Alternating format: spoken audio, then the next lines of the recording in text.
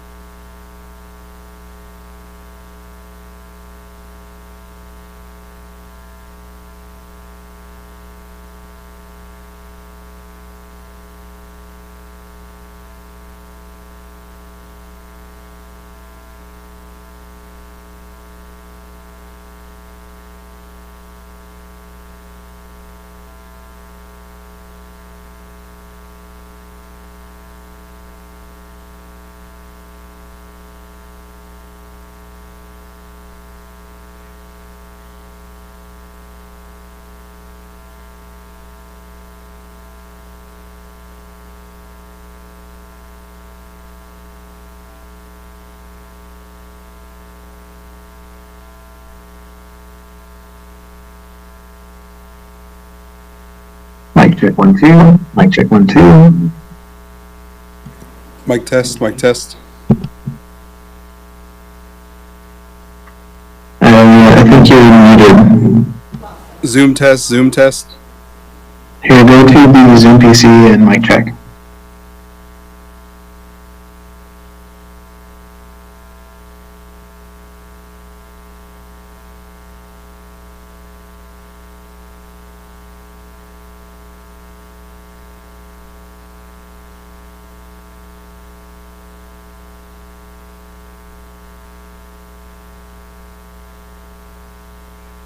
Zoom test, Zoom test. We're on Esma. Zoom test, Zoom test. 1 2 3. I can hear you, but the audio is a little quiet. I'll try to adjust it. Okay, I can go closer to the mic. No, you're fine. That's not the reason.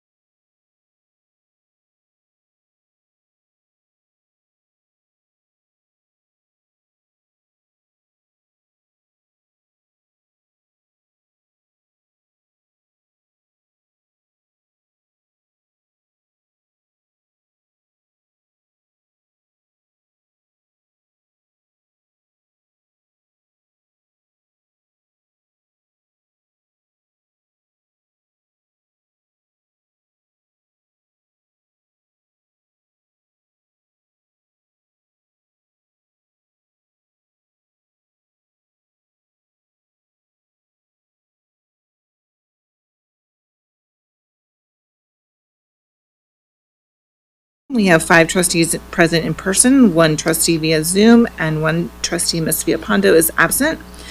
And then I would like to invite up Dr.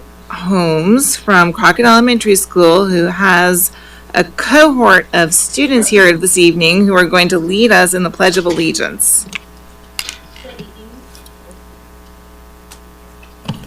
Good evening, Dr. Cardona and Board of Trustees. My name is Annalisa Holmes. I'm the proud principal of Crockett Elementary, and I am extremely proud to present the superstars of Willy Wonka Jr., our musical that we've had this year. And like the superstars they are, they want to present themselves.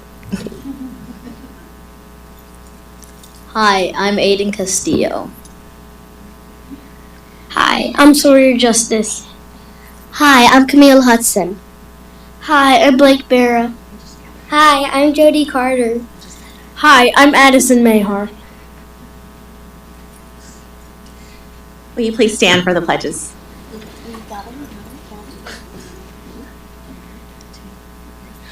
I pledge allegiance to the flag of the United States of America and to the republic for which it stands, one nation, under God, indivisible, with liberty and justice for all. Honor the Texas flag. I pledge allegiance to thee, Texas, one state, under God, one and indivisible.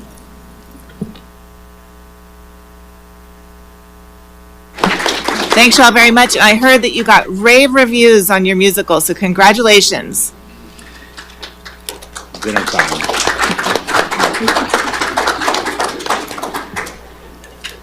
Next, we have public forum, and we have 2 citizens signed up to speak to us. The first is Dr. Jesse Gaynor.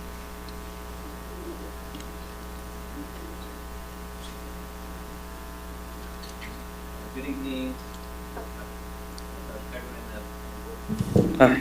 Thank you. Good evening. Thank you for all the service that you do for our community. Let's start with that. And I'm here to talk about access to high quality instructional materials, but not the kind that you're used to talking about. I'm talking about children's literature and young adult literature. And these are the books that won the Tomas Rivera Mexican American Children's Book Award for 2026. All of these authors and illustrators will be here in San Marcos in the fall to receive their award and have a public presentation. Many of you have been to the presentations in the past. The reason that I wanted to talk tonight is because we have a really special occasion, and many of you already know about this, but I wanted to make a public statement. It's the 30th anniversary of the Book Award. So that means we've been doing this for 30 years. It's a national book award based right here in San Marcos. We've got this amazing collection of winners for the past 30 years. We have 2 categories, works for younger children and works for older children. The range for ages is basically birth through 18 years old for the readers. On March 7th,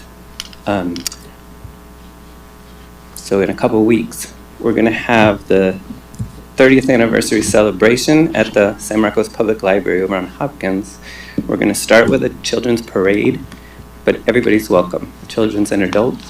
The authors will be there. We'll have 13 past winners of the Book Award who will be joining us. We're going to parade from the Paulina Espinosa Hall in City Park over on the sidewalk over to the public library, where we'll start the book fair at 10 a.m.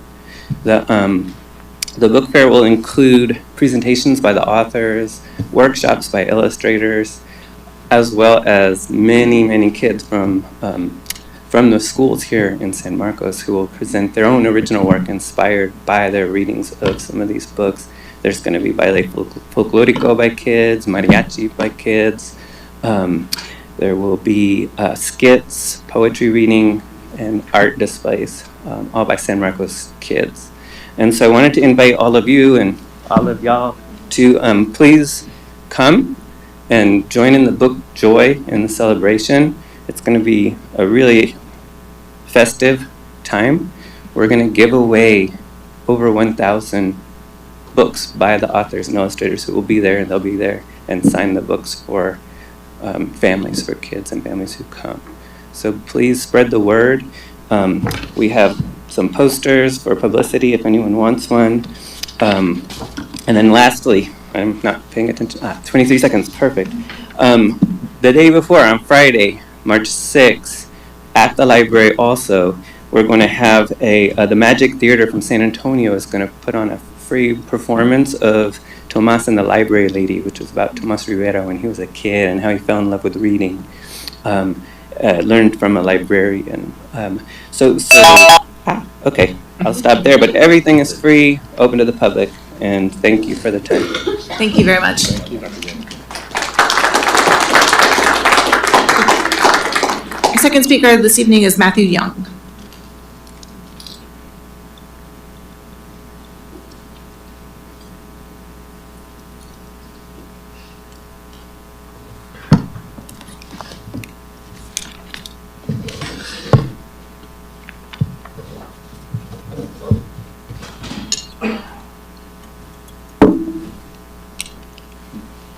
Good evening, President Halsey, members of the board, Superintendent Dr. Cardona, and all those present tonight. My name is Matthew Young. I'm a special education teacher at Travis Elementary. Tonight, try to sneak it in here, I brought a special bucket with me. This is one of the buckets we use at Travis that we intentionally fill with positive affirmations because we believe what we pour in matters. I invite you to imagine that every special education student that walks into one of our schools has an invisible bucket. Some of these buckets are half full, and other times the bucket is completely empty. And our job, no, I say our calling, see if I can do this, is to help fill that bucket. But here's the truth. Not one person fills that bucket alone. Every single day it takes a team. It takes a classroom teacher who adjusts lessons so that every child can access the learning. It takes an instructional assistant who remains patient and steady throughout the day. It takes the special education teacher who provides targeted support and celebrates even the smallest victories. It takes the behavior support staff who continue to show up with calm care even on the hardest days. It takes the speech therapist, counselors, and specialists who show up to help students grow step by step. It takes the bus driver who begins the morning with a safe and friendly welcome. It takes the bus monitor to ensure that the ride to and from school is supportive and secure. It takes the front office staff who make sure every student feels seen, known, and valued. It also takes an assistant principal. It also takes a building principal who works behind the scenes to support staff, remove barriers, and ensure every special education student has an opportunity to succeed. You see, special education is not just services. It's people choosing over and over to pour into a child who needs them. So tonight, I simply want to say thank you. Thank you to every educator, every support staff member, every campus leader, every family member who shows up with a pitcher in the hand ready to fill a student's bucket. Because when we keep filling the buckets of our most vulnerable learners, we're not just changing the stories, we're changing the future of our schools, our communities, and every child who's waiting for somebody to fill their bucket. Thank you. Thank you, Mr. Young. Dr. Cardona. All right, Madam President, members of the board, Mr. Young, I guess you're going to be a theater person here pretty soon, so other duties is assigned. Just joking. We have a lot to celebrate in San Marcos. We have just a few celebrations that I'm going to ask Dr. Guajardo to come up here and showcase her students, but we have many more students across the district. We had our Crockett kids earlier. Our middle school kids are knee-deep in UIL this spring. High school students are knee-deep, track and field, baseball, softball. I've heard some board members or parents of athletes that are vociferous in their calling for San Marcos Rattlers. But to lead that off, I want to talk to Dr. Guajardo, have her come up here and showcase her wonderful, wonderful students. Yes, this is a highlight. Thank you so much, President Halsey, board members, and Dr. Cardona. It's my honor to be here to recognize some of our awesome Rattlers. First, Kevin, you want to come up?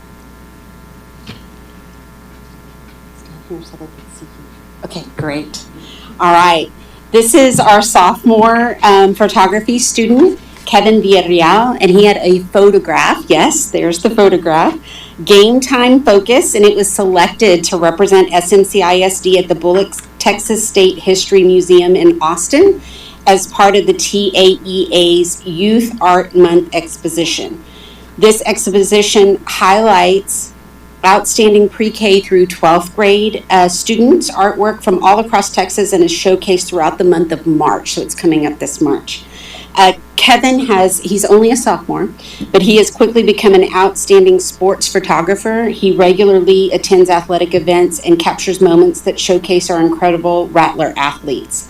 His ability to tell a story through his action shots and candid sideline moments highlights not only the intensity of competition, but also the heart and the pride of our Rattler Nation. We are very proud of Kevin for this well-deserved recognition and are grateful for the passion and dedication that he brings to documenting our students' achievements. So congratulations. Can I just show you a couple of his other shots, which are just spectacular. I'm super excited about them. His wonderful teacher, Miss LaCroix. Yes, this is Miss LaCroix. Show him. This one.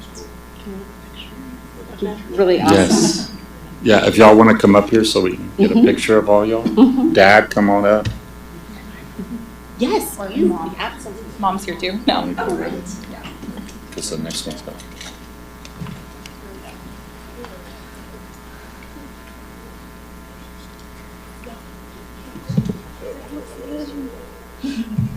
We were just going to stay here.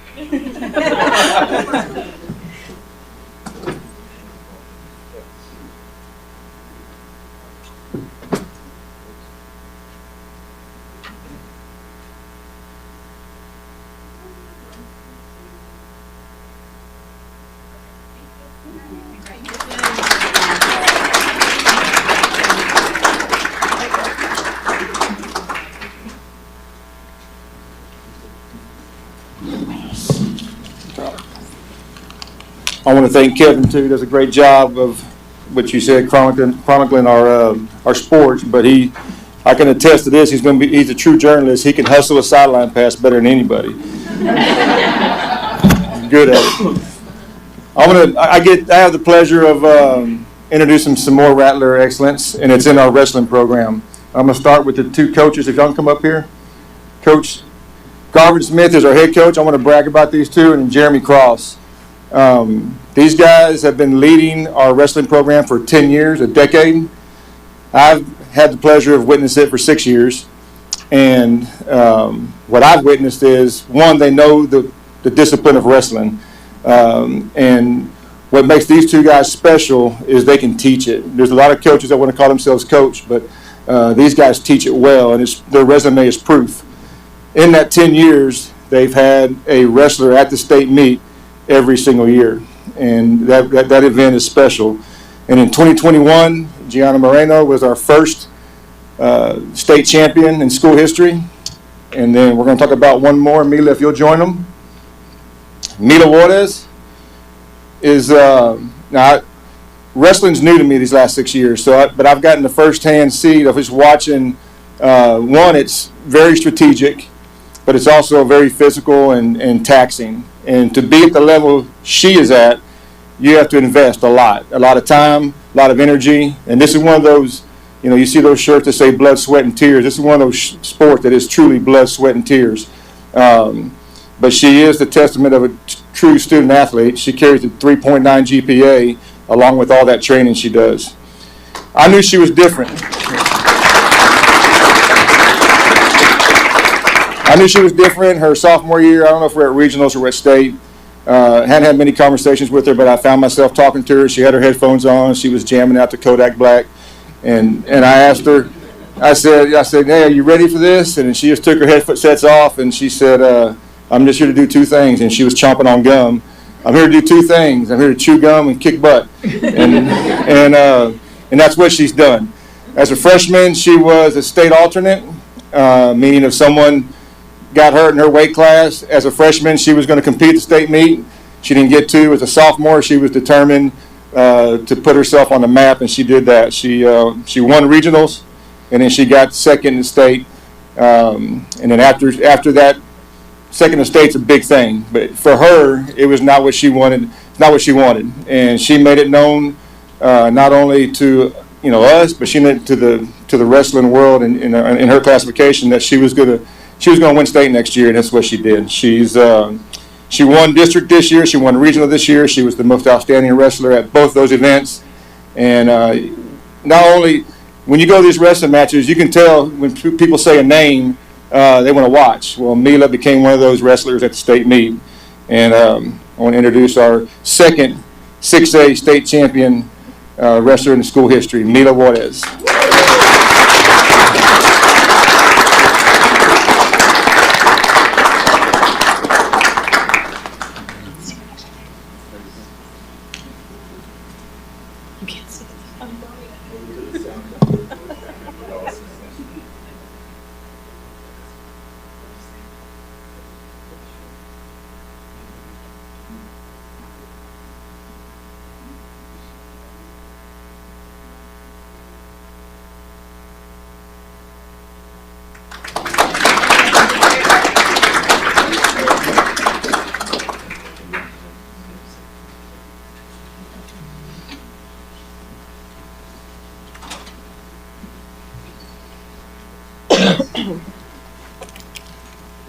I'm sure next month congratulations, Mila.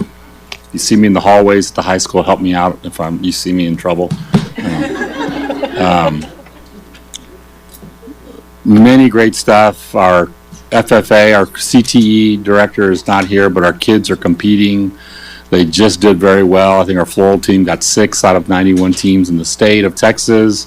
So I'm sure we'll be recognizing them pretty soon. But I'll end it with Dr. Valadez and our attendance winners for the Superintendent's Award.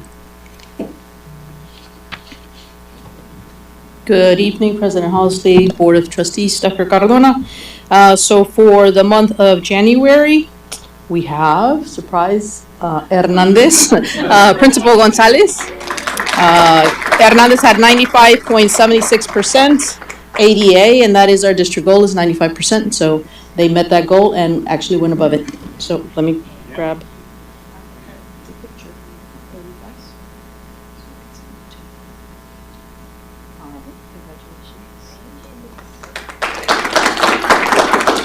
And for our middle school campus, for our secondary, we have Miller Middle School with 93.26% ADA. Come on up.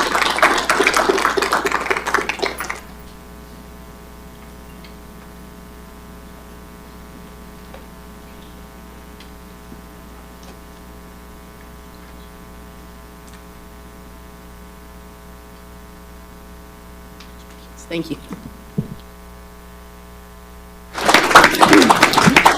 Do want to end the superintendent's report by shouting out Dr. Young, who was recently named to the board of directors. I'll get it wrong. National Association Secondary School Principals.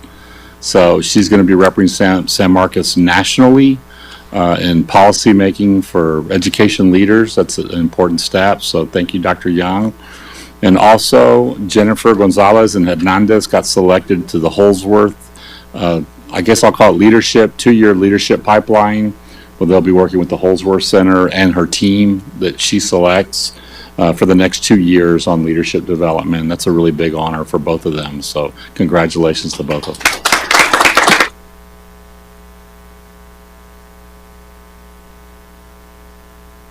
And with that, that's the superintendent's report. All right, the next item are the reports for the Board of Trustees, and it looks like,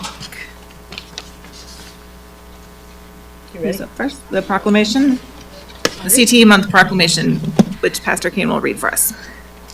Whereas the month of February has been designated as Career and Technical Education Month by the state of Texas, and whereas over 85% of SMHS students are enrolled in at least one CTE course, and opportunities for CTE engagement have been developed for all students in SMCISD from K to 12, and whereas teachers in the CTE classrooms, labs, shops, clinics, and studios continue to find innovative ways to engage students and build their desire to connect with the school community, and whereas CTE provides students with career exploration opportunities earlier in their educational experience, which enables them to make informed and beneficial decisions about their academic coursework and pursue established programs of study and career pathways, and whereas students enrolled in CTE programs develop the skills necessary to continue after graduation in both post-secondary educational pathways and career pathways through authentic, meaningful experiences that improve the overall quality of their education. And now, therefore, the Board of Trustees of the San Marcos Consolidated Independent School District does hereby resolve that February 2026 will be observed as Career and Technical Education Month throughout the district. The board encourages our community to express their support to our CTE teachers and staff for their work in preparing students for post-secondary life, and express their support to our CTE students for the ongoing dedication to their goals. The next item is the bond construction update. Mr. Sandoval.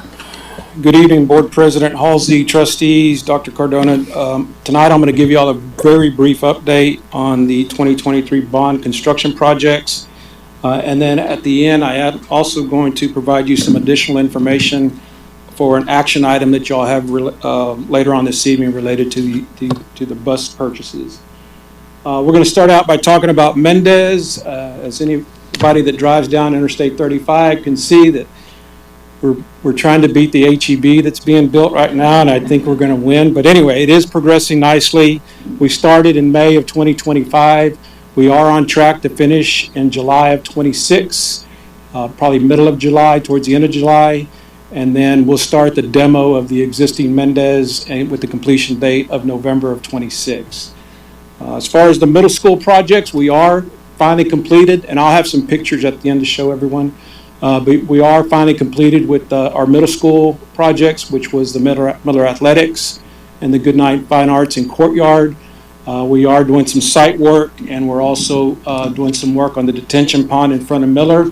We expect that to be completed the next week, and then I expect to have this project in front of you all for acceptance either in the March board meeting, probably the April board meeting, so we can get the financials all wrapped up. And then, of course, the natatorium continues. We started that in June of last summer, with the completion date also of November of 26. The high school project, as you know, the phase 1, we completed that this past summer. Phase 2, which we're right in the middle of right now, we started in September of 25. That's the new band hall and the new black box. We do have a completion date of August of 26 before students return for those two areas. At that time, in May of 26, which is a couple of months, we're going to start the renovation of the theater and music areas with a completion date of January 27. Phase 2, which is the classroom addition, we've started that in November of 25 with the completion date of January of 2027.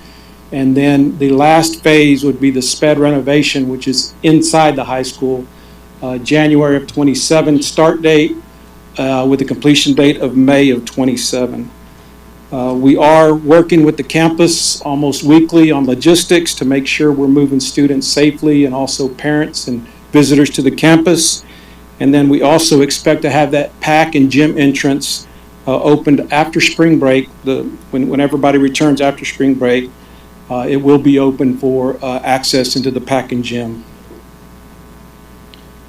So that's a picture of the band hall and the black box. The black box is in the lower left hand, which has got water in it when we took this picture, but that is the view of the new band hall and the black box theater. And then that's just a different shot from looking at the band hall. The parking lot expansion, which is the parking lot up by the staff parking and the bus loop, is complete. That's also going to serve for parking for the natatorium. But we have completed that, and it is being used today. That is the classroom addition on the backside, and that's sort of an outdated picture by about 2 weeks. We do have still up. That is going to be a 2-story. We'll have 7 brand new classrooms on floor 1 and 6 brand new classes on floor 2. That is Mendez, and I know that's a lot of pictures, but just like I said, there's a lot of work that's already happening inside the building with, mechanical, electrical, plumbing. A lot of the walls have been up. We have also started giving some of the staff at Mendez tours, including Principal Perkins. Everybody's extremely excited about this project, about this school. That top left photo is just the exterior. We ask our projects, most of our projects, we ask them to do a mock-up. We want to see what it's going to look like, and that's going to be the exterior of Mendez. And then, of course, the picture in the middle all the way to the right, that's just an interior view of the courtyards on the academic side of the building. That's the natatorium. We are expecting steel for the building to be delivered in the second week in March. And once we have that, that'll be about maybe 3 to 4 week process to get the building up, and then all of the interior work starts, which will go pretty quick once we get the building up. So, like I said earlier, that's a November of 26 completion date. Some final photos here. This is the exterior of the middle school at Goodnight, the band hall and the orchestra room, and then we've got some photos of the interior, which is the new music area, and then some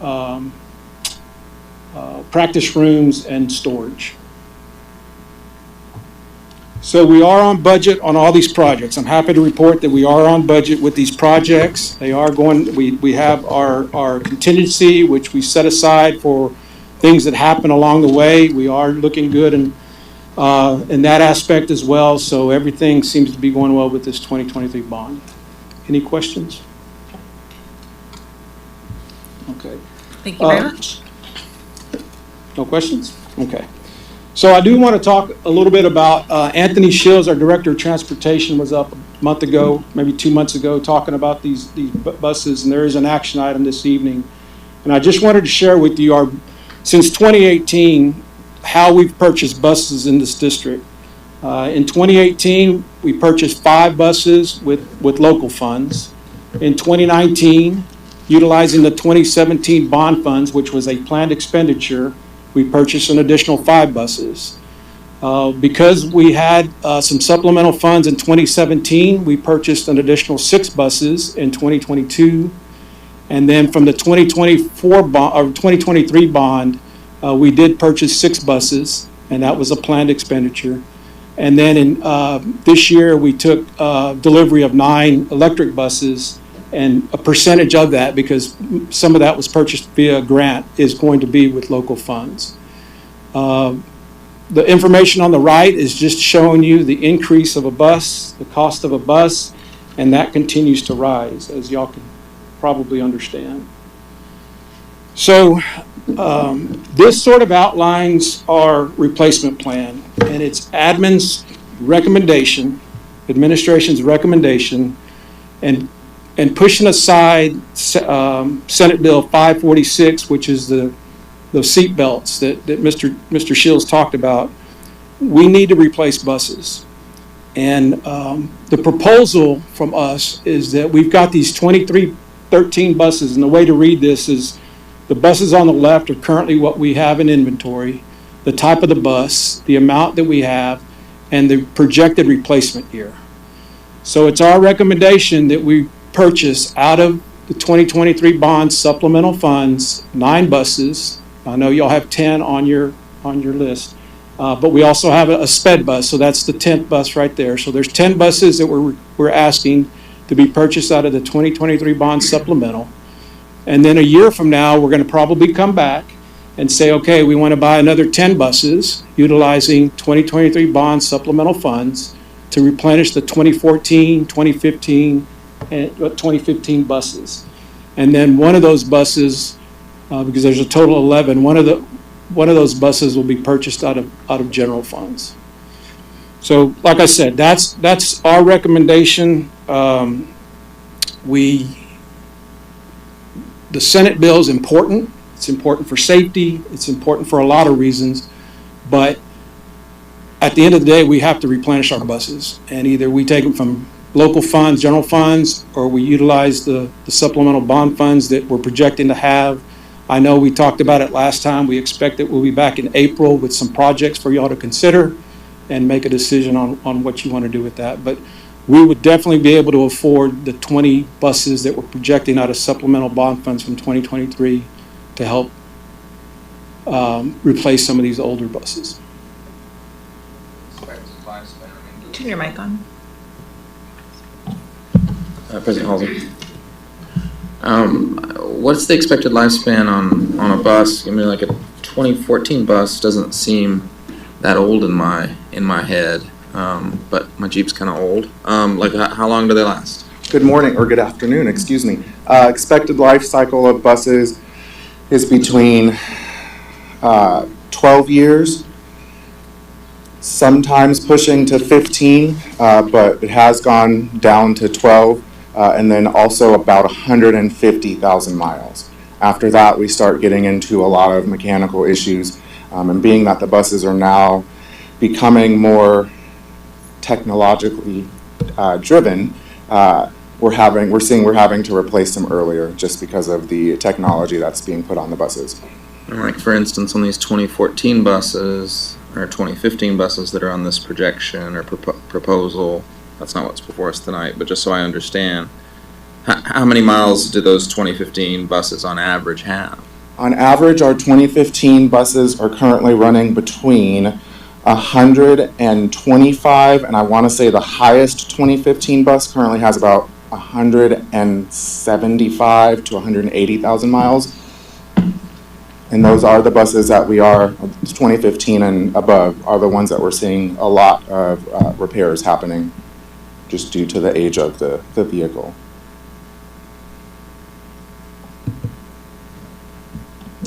Ms. Key. Of the buses that were purchased in more recent years that I see down here toward the bottom, how early did we start purchasing buses that already had seatbelts? We started purchasing buses with seatbelts in the list looks a little wonky. We technically started in 2018, but on the list they're 2019. They were purchased in 2018 and built in 2019, and that was another legislative update. Transportation Code 547 went into effect September 1 of 2018 that we have to buy buses with the 3-point lap and shoulder belts. Okay, so anything on this list that's before 2018 has to be replaced by what year right now? Currently, as it states in SB 546, it needs to be replaced by September 1 of 2029. Okay, thank you. Mm-hmm. Thank you very much. The next item is the approval of consent agenda items. Oh, sorry, Ms. Cantu. When we return these buses, do we collect any money? Is there a resale value to them at all after we're done with them? So we do auction off all vehicles per our district policy. So depending on the condition of the vehicle will determine on how much we get for them. Since I've been here, I think really the highest that we've received on a vehicle has been probably no more than like $8,000. But the better condition the vehicle is, the higher the amount that we can get in the auction for it. Thank you. Mm-hmm. Any other questions? Seeing none. Approval of consent agenda items, which include the approval of the minutes for the regular scheduled board meeting on January 20th, 2026, and the special board meeting on February 2nd, 2026. Madam President, I'd like to remove 7C from a consent. Okay, so that would leave that item and the consider the approval of the quarterly investment and financial report. Is there a motion to approve items A and B. So moved, Madam President. Second? I'll second. Motion made and seconded. Any questions? Seeing none, please raise your hand if all in favor.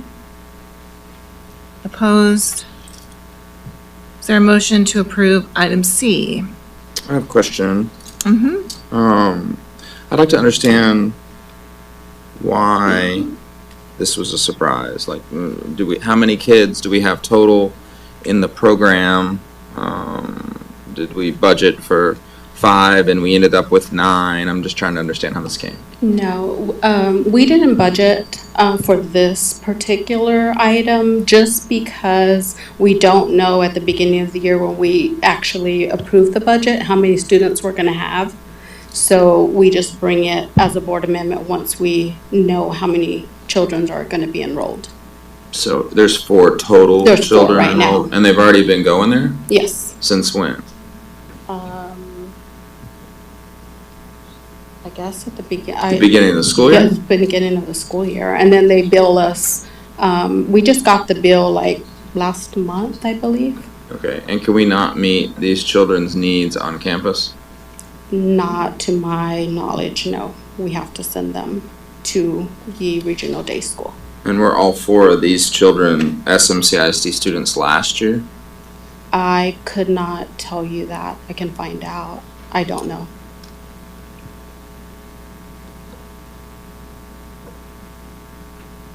So the reason we don't add it into the budget at the very beginning, because like I said, I don't know, so I can either add to the budget, additional $500,000 that we don't know if we're gonna spend or not. So that's why we were like, well, let's just not put it in there, and then we'll bring the amendment when we find out exactly how many students are in the program. As at least individually, not too fond of this approach because they've been there since August. We owe the money, but we have never allocated it. What happens if we don't? Well, we have to pay it. They're there, so we need to allocate the money, or we can, look within our budget to see what's there, but then it's gonna short something else by the end of the year. That's what I'm saying. I don't like a budget amendment at gunpoint. I think you have to plan for this type of expense so that we can make a considered decision about the money. You can't just be like, oh, you gotta approve it. It's February and they've been there all year. It seems like a backwards way of approaching a fairly significant investment. So we can, like I said, we can add money in there going into next year and have a budget amendment. But if I say that we maybe have 3 students, because they fluctuate in and out of there, so I don't know how many actual students they're going to bill us for until they send us the bill.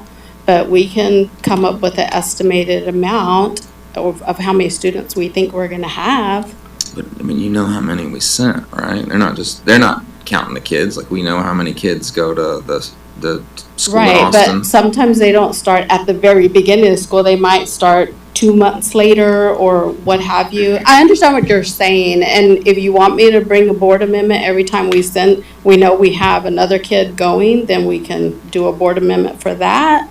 I just don't have an amount at the time when we're gonna do our budget this next coming months. I don't know how many children are gonna be enrolled next year. And how many were there last year?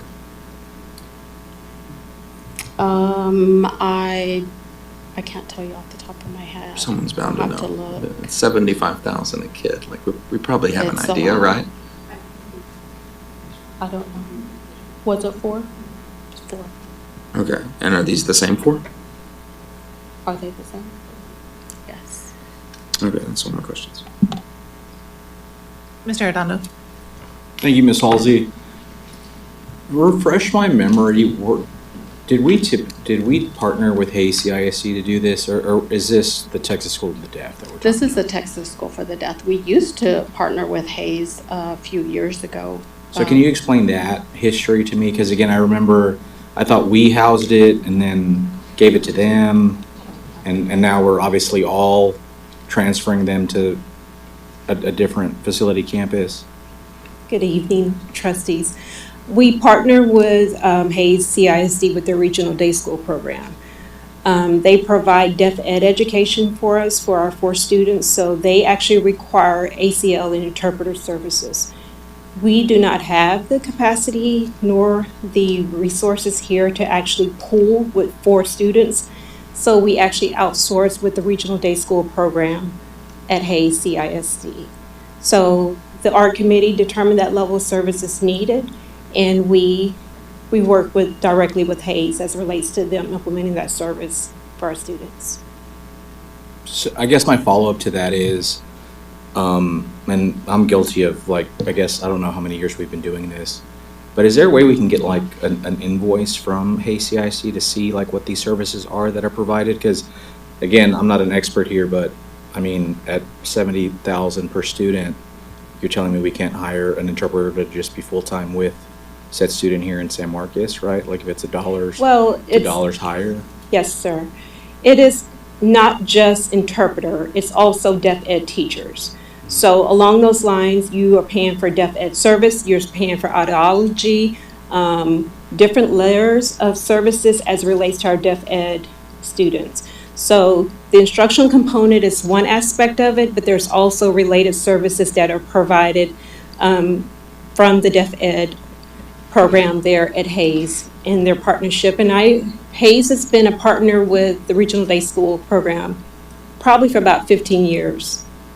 So I'm not for sure exactly how long we've been partnered with them with our 4 students. I do know our students are not new. They have been attending that program. Thank you. You're welcome. And one other thing, we do pay it out of local funds because then we can get reimbursement for maybe half of it, about 170, 180 with our high cost grant. So we do apply for the high cost, and we do get about 180, 170 back from that expense. Thank you, Ms. Halsey. So I guess going through that line of reasoning then, even though it's a pool from general fund or fund balance now, I guess somewhere down the line there's some Yes, before the end of the year, fund we get transfer. reimbursement. We get, like I said, about 180 reimbursement from that. So I guess for me moving forward to better understand this process, it'd be great. Now that I asked and now that I know, super helpful that we're not made whole again, but we Right. get something. Yes. Again, as we do budget formation and you, or I guess maybe being asked to forecast this again in those budget projections, contingent on all things panning out. Right. If you budget 300, 400,000, acknowledging that there might be some type of opportunity moving forward to get reimbursed close to 50% will be helpful for me as a policymaker. Okay, sounds good. I think what this makes me think is that would be helpful at our next budget workshop to have a workshop on special education funding, since we have a new special education director. There have been changes in ways that we've serviced students over the past few years, and I think that it would be great for the board to get an update on which are federal funds, what are local dollars, and where are they going, and how's that working? Okay. Mr. Redondo? My last question, is this considered like a professional services contract? Like, is this like a vendor? Mhm. We're essentially Yes. farming out the service for folks? Correct. In that same line of thinking, I'd be interested in seeing what all professional service contracts we have as a school district at the upcoming budget workshop. Okay. Mr. President Halsey, this is more like a internal board question. I've never approved a budget amendment for this. When did this start coming as a budget amendment? Does anyone recall? Did y'all do it last year? What's the history? I don't remember. Okay. Do you know? No, this is the first year, because last year where we were looking at our budget and it was so, with the big deficit, we were trying to find places to make some cuts. And because wasn't a clear how many students we were gonna pay, that was taken off, and then we were gonna bring it as a board amendment, as I did right now. Thank you. Okay. With those questions, is there a motion to approve the budget amendments? I'll move to deny the budget amendment 7C for untimeliness. I mean, this should come in our budget. The staff just presented that they pulled it out because, it would make the deficit look higher. I don't think that's a good budgeting concept. It's the same for kids as last year, so I'll move to deny. Is there a second? I'll second for the purposes of discussion, Madam President. Motion to deny and a second, and are there any questions or discussion? Seeing none, all in favor of the motion, please raise your hand. All opposed? The motion does not carry. Is there another motion? I'll make the motion to consider to approve the budget amendment as presented. Motion made by Ms. Lopez. Is there a second? Seconded by Ms. Kane. Are there any questions or discussion? Seeing none, all in favor, please raise your hand. All opposed? That motion carries 5-1. Thank you. All right, the next, item 8, items for action for the Board of Trustees. Consider the approval of San Marcos CISD's mission statement and commitments. This is something that the board met together first with the administration and then with the superintendent to discuss and revise our core commitments. Any questions? Any discussion? Is there a motion? So moved, Madam President. Motion made by Mr. Arredondo. I'll second. Seconded by Mr. McLaughlin.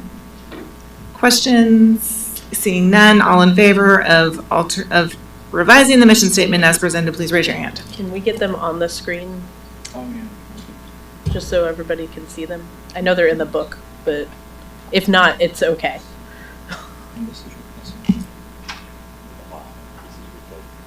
Yeah, I think it's important to say, we looked at our core commitments and we revised them to what we're hoping is a statement that people can learn and then be able to say, this is our goal as the district, and then 3 commitments that flow into that overarching goal, which is hopefully coming up.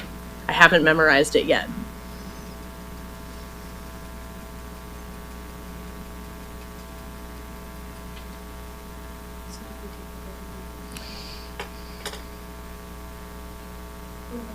Okay.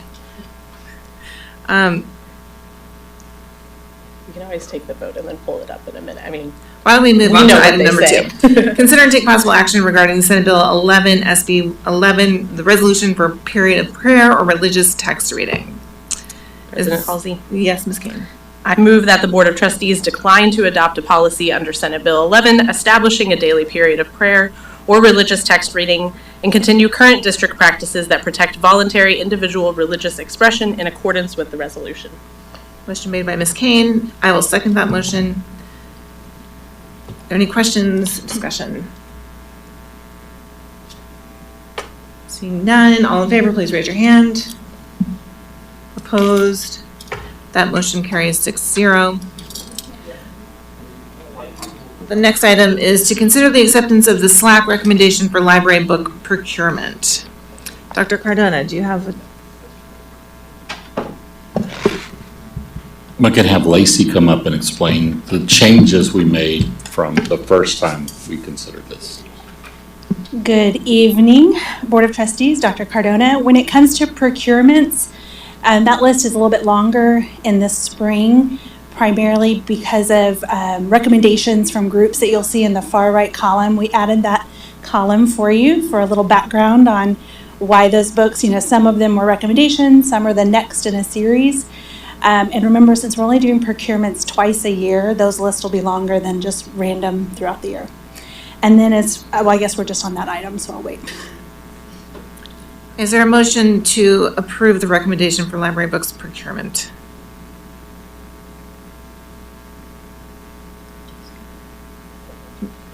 Ms. Kane has made the motion. Is there a second? I'll second that.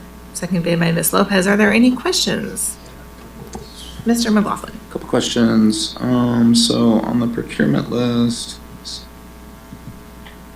Line item, no, I'm just kidding. Of the 728, was that the original list? Was there anything called out, or did just a total of 728 come and then 728 were recommended? Correct. The SLAC did not recommend to remove any. Okay. And was there some, tell me how that process worked. Convince me this was rigorous. The committee that you assigned is given lots of information weeks in advance. We ask them to do their due diligence. We give them links to the materials, and the initial invitation that you sent to them when picking them previewed the requirements of being on this committee.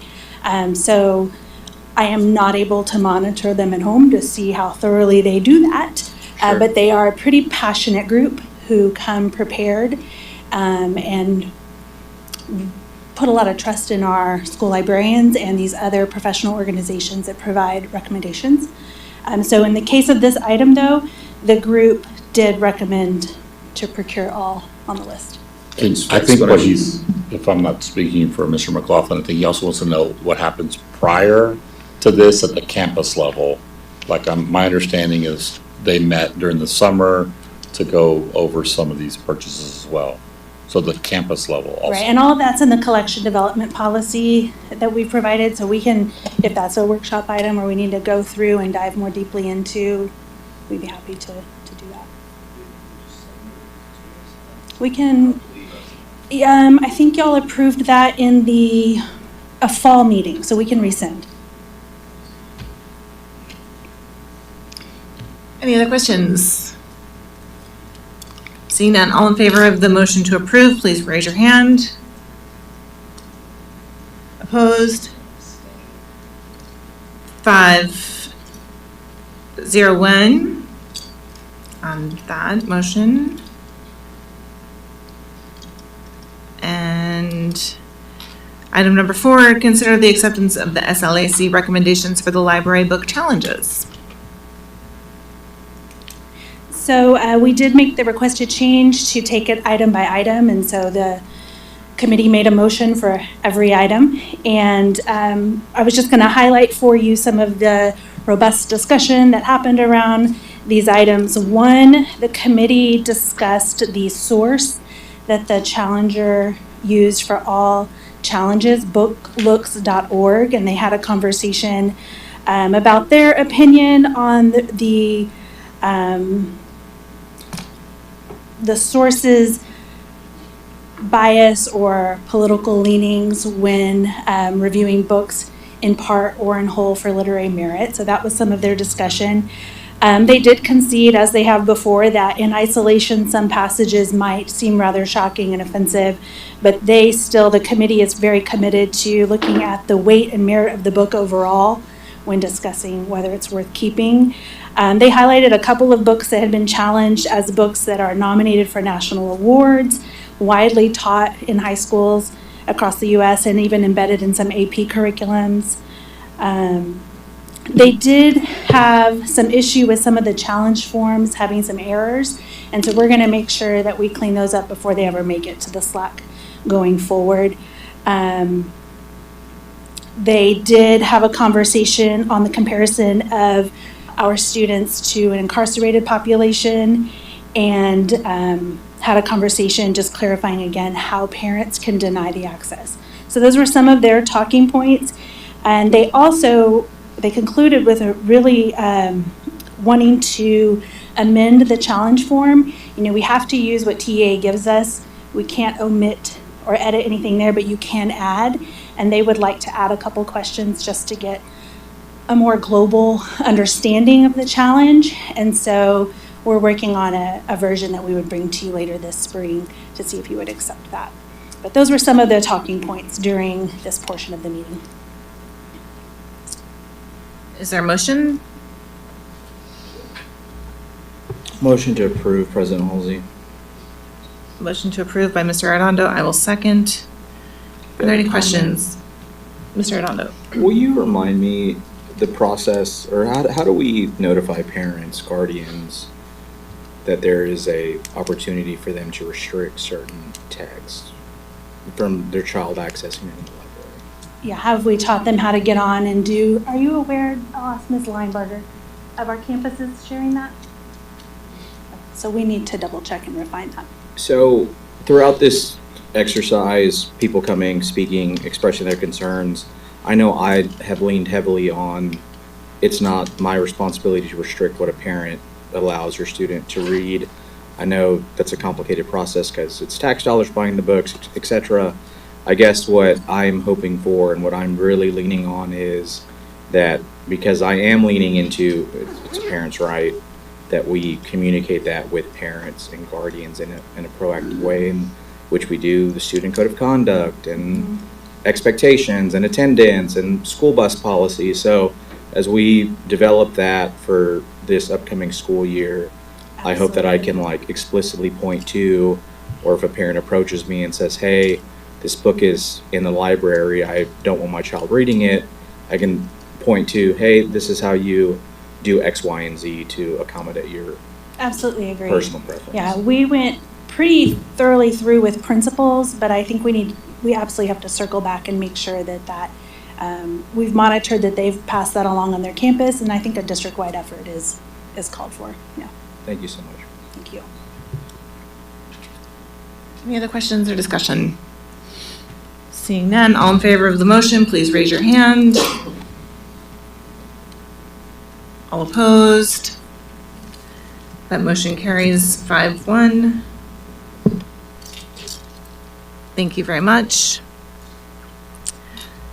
The next item is the discussion, consideration, and possible action to authorize the superintendent to send a letter to the city manager of the city of San Marcos requesting an exemption of the assessment of stormwater utility fees against San Marcos Consolidated Independent School District and matters related thereto. Madam President, as the requesting trustee for this item, if there's no burning desires from my colleagues, I'd like to pull this from consideration. Any discussion, questions? All right, we will table that. All right, are we ready with the commitments on the screen? Yeah. They are, yay, there they are, okay. No, that's great. Thank you, Ms. Kane, and thank you for rehearsing for everybody the process and why we settle on these commitments and the statement. Any other questions, discussion from the board? Seeing none, all in favor of the approval of the new mission statement and commitments, please raise your hand. Opposed? That motion carries 6-0. Thank you. All right. That brings us to item B, consider contract with Hayes County for the purpose of election services. And here we have item 2 is consider resolution to participate in joint election to be held on May 2nd, 2026. Item 3 is to consider a contract with Caldwell County for the purposes of election services and joint elections. And item 4 is consider a contract with Guadalupe County for the purpose of election services. I have asked one of our associates from Juan Cruz and Associates to be here this evening. There's two. To discuss with us the elections that are coming up for the school board, because I think that we find ourselves in a situation that I'm unfamiliar with, that I have not experienced in my tenure on the board, and I'm not sure that anybody else has. I certainly don't think in recent memory we've had a situation quite like this. So can you please introduce yourself and explain what is happening right now? Yes, hi, I'm Mario Perez. I'm an associate attorney with JCA Law. And yes, you're right, it's not a very common situation, and actually the statutes and the election code don't really, I guess, have much to say in one of these scenarios where you just don't have anybody running for the position. I know there is some, or at least I've heard that there is some controversy on the processing of an application that appears to have been filed after the deadline for it to be accepted, and the issue about maybe previous guidance from our office that may not be entirely congruent, right? And so the issue is that a potential candidate filed an application, however, they filed it for the incorrect office. And then the next day it was filed with the correct office, however, that was after the deadline. It's important to note that the initial application that it was filed, and it's pretty important, the difference between that application and the application for a school district writing candidate, it requires the school district candidate to sign an affirmation that essentially sex violators are not allowed to run. So the original application doesn't contain that language. Now, when it comes to the law, and I understand how it can be frustrating because it's not entirely congruent, but that is the state of the law, and what requires the district to do is that if the application is defective, the person who's in charge of processing the application essentially has what we call a ministerial duty, which is an administrative duty, to reject the application. There is no, let's say, wiggle room there. When it comes to residency, the law is pretty clear that when it comes to residency, it has to be up to a court because there is, under the law, a spectrum as to what residency actually is. It's more of a matter of intent. And so because of that spectrum, the election code simply doesn't grant the elections officer the ability to accept or reject a defective application. So that's one of the differences. I know. Yes, ma'am. Yeah, can you just back up though, because I think we need to explain that. So we have 3 elections that are coming up for Place 1, Place District 1, District 2, and District 3. And we have our incumbent in District 1 who has filed for re-election, and our incumbent in District 3 who has filed for re-election. But by the end of the filing deadline on Friday, we did not have anybody who filed for the District 2 seat. However, by the close of business on Tuesday, we did have a person file for the District 2 seat, but they filed as a write-in candidate. And this is where I think that I'm certainly confused, because I didn't really realize that was a thing or how it works and what makes it different. So I don't even understand what happens when the only candidate who has files as a write-in candidate. Does that mean, do we have an election? Must we have an election? Can we cancel the election? How would an election work if one person has filed as a write-in? I need you to explain. Yes. Well, yes, and I appreciate the questions. Well, according to the elections code, if you have the positions and you have an unopposed candidate, then the school board has the right to certify that that person has been unopposed and thereby wins the election. You can cancel the election. So the answer is yes. If you do have those 3 positions, nobody is unopposed, that write-in candidate would be considered to be an unopposed candidate. And that's directly from, let's say, the horse's mouth from the elections division at the Texas Secretary of State that clarified that. So then what makes it a write-in candidate? Do you see what I'm saying? Like, I really don't understand, like, right, what the second deadline is and what distinguishes it. And Right. how do we have an election where the only person who's filed is a write-in candidate? Right, yeah. Well, school district might be a little bit different than your average governmental entity because it has a deadline for the write-ins. You just can't have anybody show up on the day of the election and write in everybody's name. Again, that's because of the... You can or you can't? You cannot. That's because of the added qualifications for a school board trustee that they have to affirm that they're not an offender under some crimes. And so that's just a little quirk in the elections code where if the write-in candidate, their application was approved, they are officially a candidate, they're considered unopposed under the elections code, and so you can cancel that election. Okay, so in order to be a candidate at all, you have to have filed that paperwork, and then, so That's even right. if we had an election in District 2, nobody else could win the election except for the person who'd already filed because they hadn't filed to be the write-in candidate. That's correct, yes. Okay, that's all new information to me. Are there questions on this? Mr. McLaughlin? So I understand that the initial application was defective, right? Rejected. That was the Friday application? It under the law, it would be considered defective because it didn't satisfy the requirement to have that language. Did it otherwise satisfy the requirements? I believe so. I believe that the mere fact that it was on the wrong form is a defect. I understand. And so then that same person submitted a corrected application on Tuesday, is that right? past No. past the filing deadline. Nobody had filed by 5 o'clock on Friday. Oh, okay. So one person filed to be a write-in candidate by the deadline on Tuesday at 5. Tuesday's the write-in deadline. Correct. And then it was determined the next day that they had filed the wrong application. I see.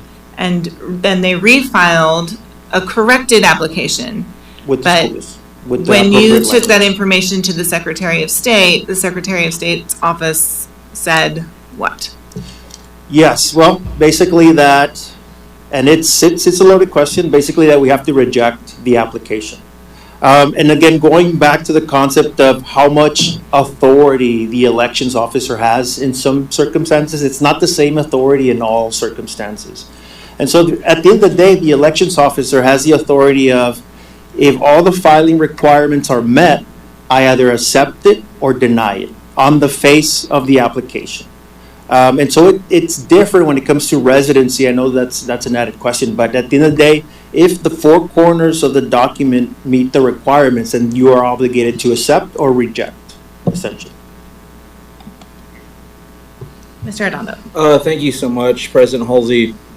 So going back to the original application that was submitted, this candidate submitted it to the administration and it was received as valid, or are all forms to be validated after the fact? I guess I'm trying to understand how that works, right? So the time frame, I don't have the time frame too concretely said, but essentially you have to accept the form after processing it. So the elections officer has to receive the form, review it for satisfying the requirements, of course with legal counsel, and then accept or reject the form. And historically, have y'all, I guess like when I filed to run for election in 2024, was your office retained to validate my application for a place on the ballot to make sure it was valid, or did y'all accept the administration's acceptance of the form as valid? I wouldn't be keen onto the situation, but I believe that the elections officer at the first instance would review it for if all the information was filed in, etc. And then unless there's an issue with it, then they forward it to our office. But I don't think our office automatically reviews all of the forms just in case they have a legal question on it. So how was it flagged this time? I guess who flagged it for you? That I'm not sure who at the district flagged whether it was, what defect was there. I mean, we have an email chain. I'm not sure if this was exactly it, but I certainly sent in question to the superintendent and to legal counsel asking what I just asked. What happens when we have one person as a write-in candidate? How does that work? Right. What can the board do? What can't the board do? What's the board's responsibility? And we can forward the email chain, but my sense is that in that email chain, it was requested by your office to see the applicant. That's my memory, but it could be different. So going along that line of, I guess, chain of events, you were asked, is this a cancelable application? We ruled them uncontested, and y'all reviewed the form and deemed it invalid. Y'all just, on your own perusal, was like, hey, this is the wrong form, they're actually ineligible. I'd have to talk with the specific attorney from our office who reviewed the form, but yes, I believe that the issue came up and then they reviewed it and they noticed that it wasn't on the right form after the deadline had already passed. Okay, so on the ISD website, it enumerates the of how to file for office, right? It says, yes, submit a form with your name on it, listing the office. So separate from the actual filing document being wrong, was it clear that candidate X was running as a write-in candidate for a seat on the school board for a specific position? Did it say they were running for county judge of San Marcos CISD, or tax assessor collector of San Marcos CISD, or U.S. Senator for San Marcos CISD? Could you understand what the form, yes, what their intent was? And I appreciate the question, because I think it goes to whether there's good faith compliance or what we call substantial compliance in the law, where the law is complied with in good faith to a certain extent. Unfortunately, and I appreciate the comment because it seems that that would be fair, right? If the intent is of the filer, then it should be fair to give them some wiggle room. Not in this case. The elections code and the authority is pretty black and white whenever it comes to not satisfying on the four corners of the document.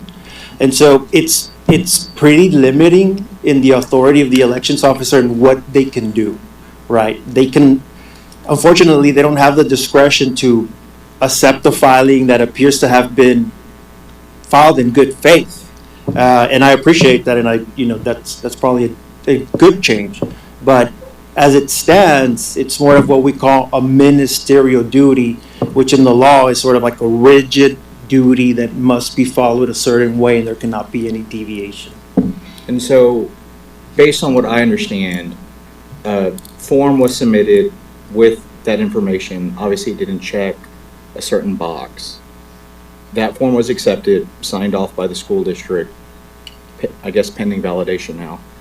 And then they came in and submitted a corrected form after the deadline. Yes. And so those two it doesn't matter. Even though you have the original and the amended that satisfies the requirements, it was obviously notarized, proved that she filed it before the deadline, it's still considered invalid. Yes, and I think your question, if I'm understanding correctly, is does it link back to the original application even though it's been filed after the period for filing? And unfortunately, it doesn't.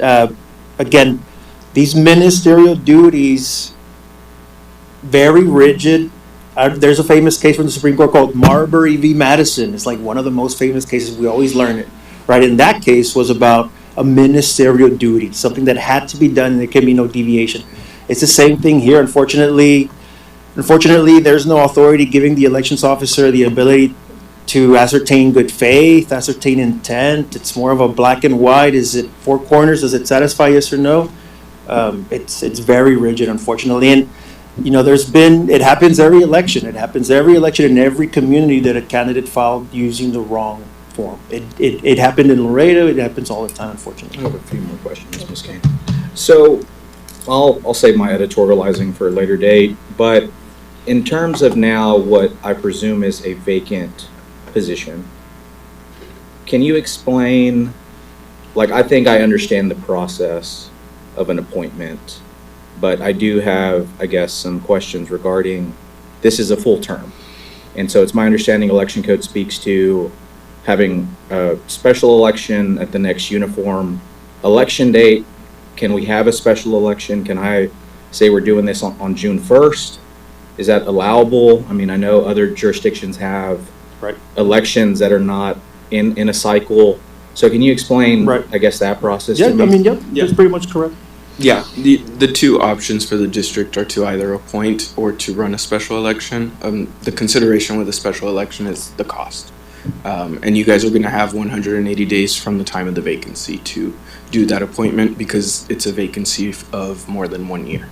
So, again, we're not agendized for this and it's impossible, but if we were to appoint somebody tomorrow, I got on the school board by running for a seat that was vacated by my predecessor, but the appointee had to run in the next general election. So, again, if we say, for instance, we appoint somebody tomorrow, when are they obligated to actually run for the seat? Because I'm assuming I can't appoint them tomorrow and they fill the full unexpired term. It is the full unexpired term. I can appoint for the entire 3-year term and do not have to call a special election. Yes. We historically have not done that. We've put them on the next one. So my understanding was if we made an appointment, this seat would be open in May of 27 and run with whatever seats were up at that time. Since that's our standard practice, if 7 of us want to do that, in your legal opinion, is that permissible? So if there were, you all would want to maybe not fill this vacancy. We're gonna fill it, and then that person, if they choose to, or whomever wants to run, is gonna sign up we're gonna redo this whole thing in May of 27.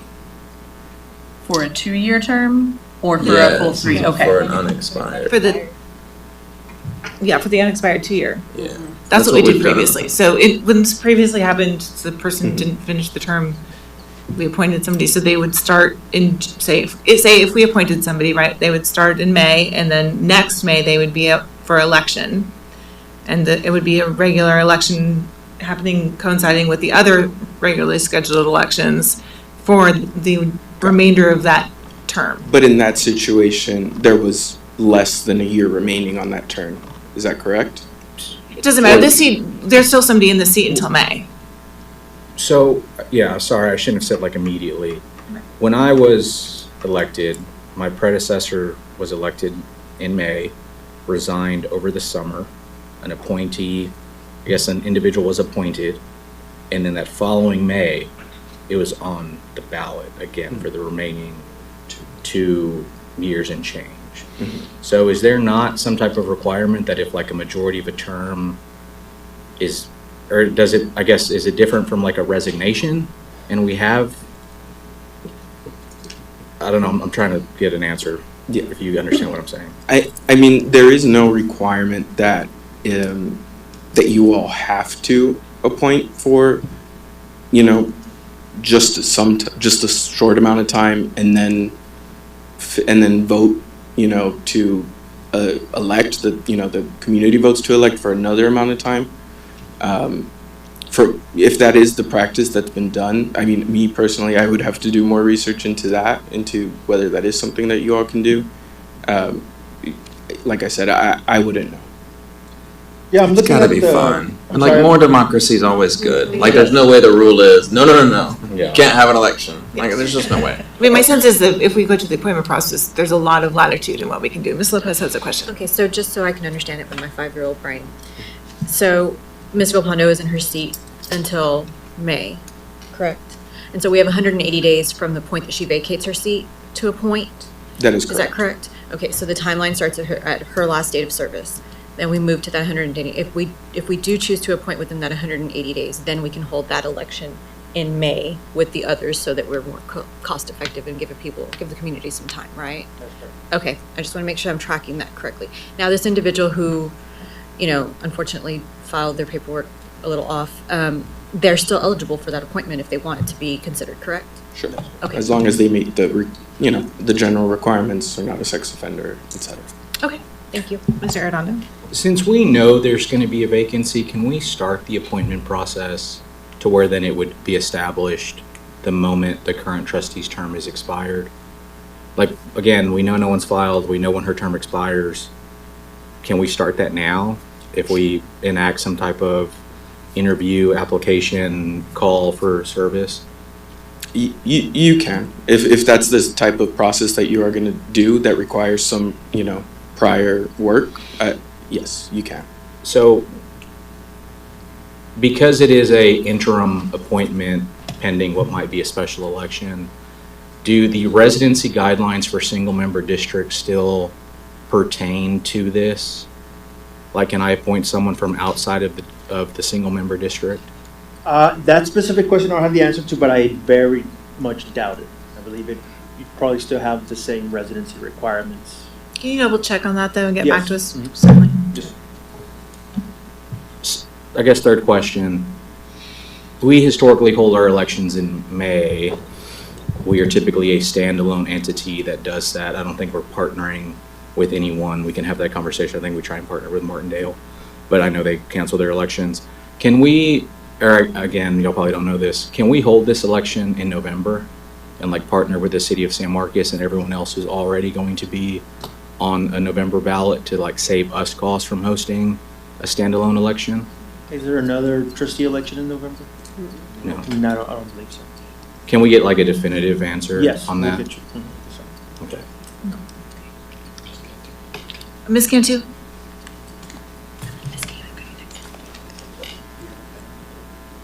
I thought we had talked about elections other than at May previously, and I thought that there was something with the LULAC Council lawsuit that told us that we had to have them in May. Can I we think go we're gonna back have and to check on that for sure. But I mean, but obviously we have I mean, I think that once we figure out what happens this evening, then we have options. We'll just need to get some more guidance on what action we take, what the options are that are available to us, how we make sure that we stay in compliance and are transparent in this process. Ms. Kane, I know you had another question, and then I have one too. I just, because we have a series of things we're considering related to all of this, I just want to make sure I have this straight. So there are 2 seats that are unopposed. We would have canceled the election for those seats anyway. There's one. Well, that's what we're gonna decide. We haven't Okay. canceled them yet. We have, those are that's on the agenda to. Okay. And then we have this 3rd seat that no one qualified for. So where our decision upcoming is, are we going to cancel the election entirely? Correct. Okay. So I have a question going back to the District 2 seat and the person that has applied for that. Does the board need to take action on that? Is the board the defining entity on that? I think Ms. Gunther is the elections officer.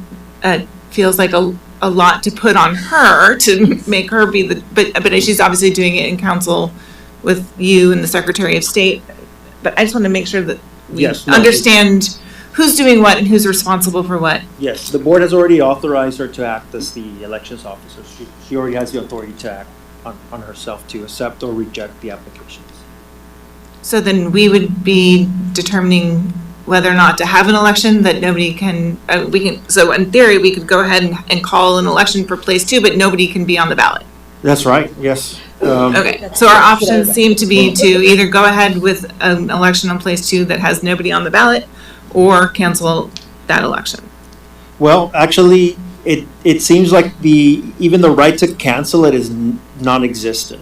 So it seems like we have to run the election, even if there is nobody in that position. Why? There's no authority to cancel it. There's authority to cancel an election if somebody is unopposed. There's no authority to cancel it If you don't have any if you candidates? don't have anybody. And you have to have an authority laid out in the law to cancel it. Okay, Mr. Redondo. Thank you, Ms. Halsey. So, it's interesting how we're here tonight, but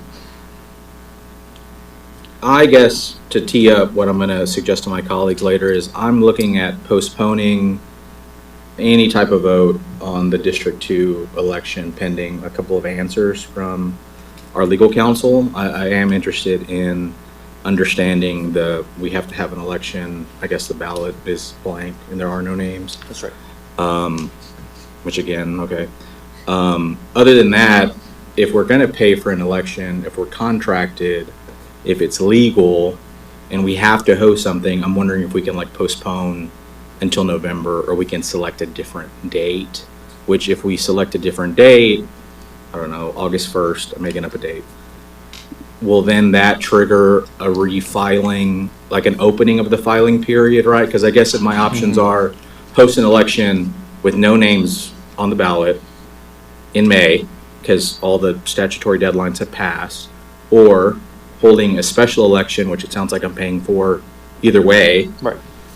Is there a date that I can do this sooner than May, right? Because again, based on your answers, is we have to hold this election regardless. Is there a way to reopen the filing? Or if there's not, then I need a new date to hold an election, right? Right. I think for these elections, because of the policies already enacted, I think we're set in place for this election. We cannot push it if we've already adopted the policies. I'm just not gonna have an election with nobody on the ballot. That can't be the law. So maybe we can just do a standalone motion on that and then allow this to work itself out before the next board meeting. So maybe if so 1 and 3. Right? So 1 and 3 are the ones where we have a single candidate. Is that right? So I'll make a motion to cancel the elections for districts 1 and 3 single member district trustees. I'll second. Is that under item B1, consider a contract with Hayes County for purpose of election, or are we going to take this? Can we do them all together? Yes, it's under the contract, Okay, yes. so this is for items 1 through 4. And the associated contracts, let's say, to my motion, if my second stays. For 1 and 3. For 1 and 3. Okay.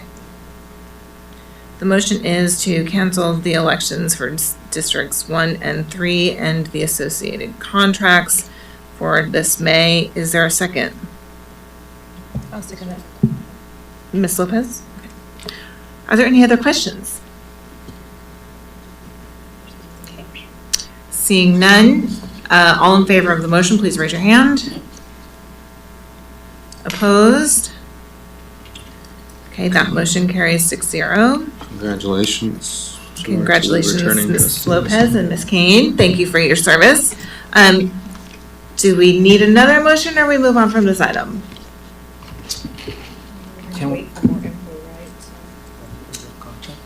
I guess the expectation, understanding is this will come back to us In March. Or maybe agenda, I mean, I don't know, it's like the third Monday in March. We're really too late? I don't know. I guess Jennifer Dornoff will answer that tomorrow when you explain our situation, correct? Maybe. Because we have to do the notice of election by the 3rd of March. 3rd of March. So we're gonna have elections. That's Wednesday. That's when we have to do the Tuesday. Tuesday. So like, Turn it in the count. so I need like an answer and an agenda item by March the 2nd, which is next agenda prep. Correct. And we'd have to move it to Monday night and we'd have to call that meeting. By Thursday. No, tomorrow. Okay. Okay, so I'll make a motion to table the remainder of these items to the agenda prep meeting. And we're moving the agenda, does the motion include moving the agenda prep to an evening meeting? I think you can do that in your discretion. But if Okay. it must, okay. You know me on first Monday evening. I'll second. And then I have a question for legal counsel. Okay, are there any questions on the motion to table the remaining items to the agenda prep meeting on March 2nd? I just had a question. Yes. Miss Halsey mentioned it, and so now I'm curious. Can I get a copy of all district communications between the school district and legal counsel regarding this item? And also any communications in writing about trustee residency in the last 24 months? You can, just have to double check what the board operating procedures would require you to do in order to get that information. I can submit a public information request if I need to. I just hope No, I don't have to do that. your It's request not would have public. a privilege to it, so you don't need to submit one, but there is some requirements about the method of submitting it and the method of responding to it. I just want to make sure. Yes, cool. Okay, thank you. Thank you. All right, any other questions? All in favor of the motion to table, raise your hand, place your hand. Opposed? That motion carries 6-0. Thank you very much. President President Halsey, I Yes, doubled sir. your name. Is the applicant here? No? Okay. Then that's all I have.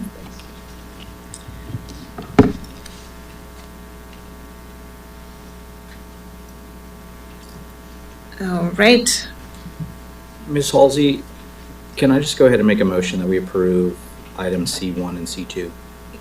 yes, motion made to approve the waivers. And seconded. Are there any questions, discussion? All in favor, please raise your hand. Are you raising your hands? I did. Oh, sorry, I was too slow. 6-0. The next item, operations, consider the approval of the purchase of up to 10 buses from Longhorn Bus Sales, Rush Bus Sales, and Thomas Bus Texas for up to $1,810,839 through the use of 2023 supplemental bond funds, and authorize the superintendent or his designee to execute the contract. Is there a motion on this item? Mr. McLaughlin? Ms. Kane? Yes. Thank you. I'll second. Thank you, Ms. Lopez. Are there any questions? Questions? No questions. We tabled this at the last meeting to a budget workshop to consider the purchase within the context of broader financial decisions. And then we didn't do that. And then it came back to us on the very next meeting. So I think that we all voted to table it to a workshop on the budget, and now it's back. So I'm opposed on principle. Like, we run our agenda, and there's no urgency or emergency about the 10 buses. So I think it should have come back in the context of a broader discussion about how we're going to use funds. So I'm opposed. Mr. Sandoval, can you please let us know, is there a reason that we need to consider this outside of our regular budget process? No, there's not a reason. Is it not possible for us So to? y'all tabled it, and it just carried over to the agenda. We didn't put it back on, it just stayed on the agenda, because I don't remember the discussion about taking it to a budget discussion. It's But- in the minutes we approved. That's when I was preparing for the meeting and I was looking at the minutes. That's what refreshed my memory too. But I'm not saying it's sinister. I just would like to do that at least myself. But if the rest of you don't, I've So lost before. There's no reason that we can't wait until we do consideration of the next year's budget and the supplemental bond funds and look at it in that context as far as you're concerned? No. Just, Just it's the about cost a of- 9 to 10 month window. What's the leeway Yeah. time for buses? So it is gonna be anywhere between 9 to 12 months, but we also are up against the 2027 EPA regulations, and so the prices of buses are going to go up by another $25,000. May or But that's what everybody who's trying to sell me anything says every time. And so I'm unmoved. Mr. Arredondo? Yeah, one, I just wanted to acknowledge, I appreciate staff moving this into supplemental budget requests from bond dollars. Because I think originally the original plan was like pull from general fund, right? And I'm trying to put as much of general fund into like people and students as possible. So I'm glad that this isn't coming to me as a like, I need 1.8 million that could go to teachers and staff and students into, I need to like keep kids safe on buses, vote, right? So I appreciate that. I agree with Mr. McLaughlin that as I'm looking at supplemental bond funds, as I'm looking at the 26, 27 budget, like I have a lot of questions, a lot of concerns. I still got to burn my saddle about us like not giving mid-year pay increases, but I know I lost that vote. And so I just need to see it all at the same time. Yeah, that's all I got. Any other questions, discussion? All right. All in favor of the motion on the table, please raise your hand. Opposed? That motion is 3-3, so it does not carry. Which means I think that we will reconsider it in the context of the larger budget considerations in a couple of months. All right. The next item is a closed session is authorized by the Texas Government Code, Section 551.071, 551.072, 551.076, and 551.087. Is there a motion? more description on what we're doing on discussion. I'll make that motion. Matters. I don't recall it being on the draft agenda. Agenda draft, was it a trustee ad or administrative ad?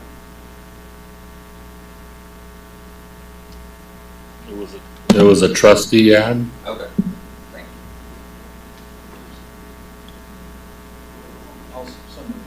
you. Okay. Motion made, seconded by Ms. Kane. All in favor, please raise your hand.